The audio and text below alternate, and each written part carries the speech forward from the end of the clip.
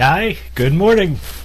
It's 9 o'clock Eastern Daylight Time, so I'm going to kick off on the AnCap Entrepreneur Network channel. I've got some exciting things, exciting for me at least today. I'm going to be talking to a range of entrepreneurs from different industries, different sectors of the liberty industry, as I'm hoping that people will start calling it. And I'm also talking to Peter Klein, a scholar who's been doing research on entrepreneurship, so I hope to get some information from him. And then finally, I hope to be talking to you. If you're interested in helping develop the AnCap Entrepreneur Network into turning it from not just my interest in studying entrepreneurial activity in the liberty industry, then I hope you'll share some of your ideas with us during the roundtable sessions. If you'd like to get in touch with me, my Skype name is Marks Phone, MARKS_PHONE. Send me a Skype, and during the roundtables I'll add you in. Otherwise, if you have a Justin.tv account, you can chat in the window. I've got that on a second screen just behind me. I see Contrary Lemming said hi this morning, so I'm not going to try and disturb things. I've got everything just barely balanced to send the stream out. If I hit a wrong button and lose people, then I'll apologize in advance, but seems to be sticking together, so we'll go ahead. Feel free to chat, feel free to send me a Skype, and in the meantime I'm going to take a short break to get things set up of a couple minutes, and then I'll launch into my presentation at 9:05. I'll see you then.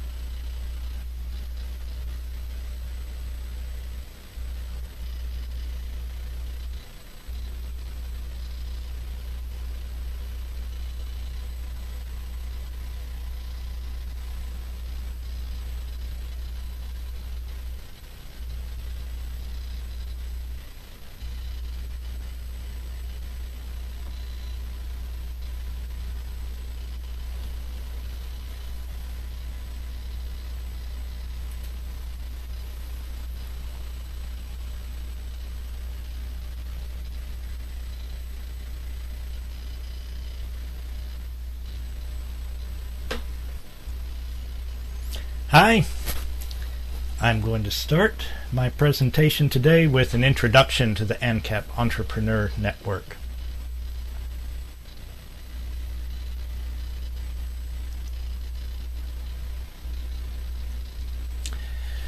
The AnCap Entrepreneur Network is my connection to people who, like me, would like to build businesses for a free society.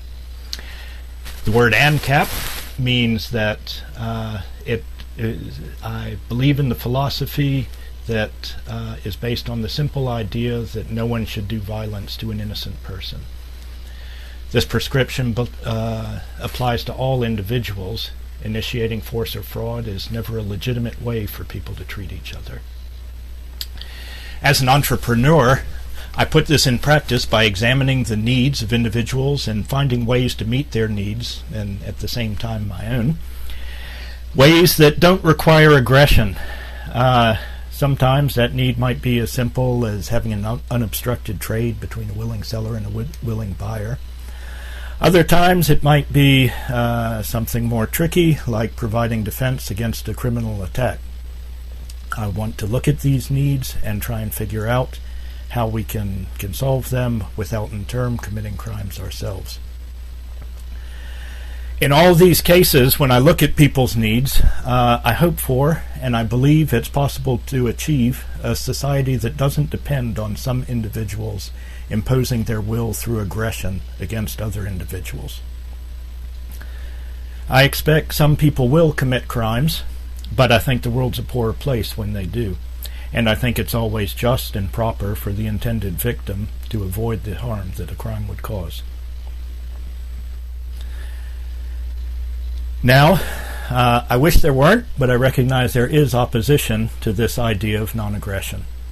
Many people believe, in contrast to me, that ordered society can only be achieved by imposing the will of rulers upon the ruled. When these people perceive a conflict between the rulers and the ruled, they try and solve it by expanding the situations where the rulers may use violence against the ruled, and at the same time restricting the actions that the ruled are allowed to exercise. A society of central control can only exist if the rulers granted special exceptions to ethical rules that constrain his subjects. This means it's the polar opposite of a society of individual peers. I can try and avoid conflict with those who believe in central rule, but I believe that ultimately a centrally controlled society requires the total subservience of all to a single ruler.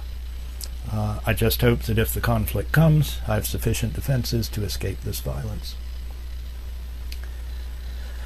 I don't believe that I or those I associate with, or anyone else in the world for that matter, needs permission to live in a free society.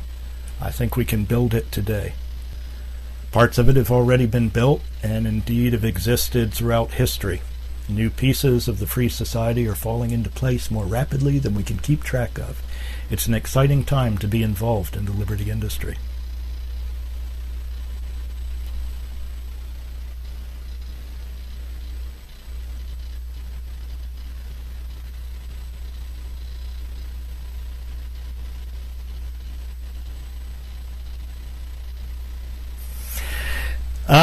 I'll introduce myself. My name's Mark Thomas. I grew up in Virginia and studied math, physics, philosophy as an undergraduate, went on to do some graduate school in Texas, quit after a year's worth of coursework and got involved in the oil industry, working for a company that provided mapping software to the oil industry.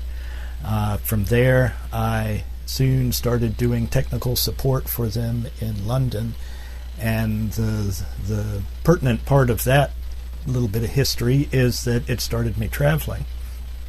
I traveled throughout Europe and ended up spending 15 years in South Africa. My children were born there. I was married there to a woman that grew up in Holland. And this meant I was exposed to lots of different countries, lots of different governments, different societies. Of course, growing up in America, I was exposed to the same things that most people were. Back in the 60s and 70s, as I was a child, there were 3 television stations. If you wanted to get alternative news, then you turned into the government-owned television station. I ended up having to recite my Pledge of Allegiance every morning at school, and I was a good Boy Scout. I was an Eagle Scout, and so I got lots of indoctrination into the way that you were supposed to believe to be part of the government-approved American society. But as I started traveling and getting exposed to different cultures, I started getting cognitive dissonance. I started having questions come up. For example, while I was in England, it was 1985, Margaret Thatcher had just been embarrassed by a book that came out by a civil servant. I believe he'd worked for MI5. He wrote a book called Spycatcher, and she didn't approve of that and banned it, and went on to order that newspapers not discuss it. And I thought this was strange. Of course, I hadn't heard of such things happening in America, and I asked an Englishman, what is it? You're supposed to be a free society. You're supposed to be part of the free world. How can it be that England allows book banning? And he said, well, you come from America. In America, I hear that children have to recite a loyalty oath to the government every morning at school. How can you call yourself part of a free society? So the things that one culture would take for granted, the other would question. And the more I traveled, the more things got brought into question. The more questions I started asking, the more radical the answers started becoming. It was accelerated when I moved to South Africa. I moved there in 1988. It was still the age of apartheid. I wasn't sure what I was going to learn in South Africa, but I was sure I was going to learn something. I lived there for 15 years, and as I did, South Africa became 3 different countries. It went from the apartheid regime to the transitional period when Mandela came into power, and then finally back to the Mbeki years when really one-party rule was reestablished in the country. So that gave me a lot of experience in the transitions that societies make. About that time, I started reading around, found Ayn Rand, was impressed with Atlas Shrugged, but even more so with her nonfiction after that.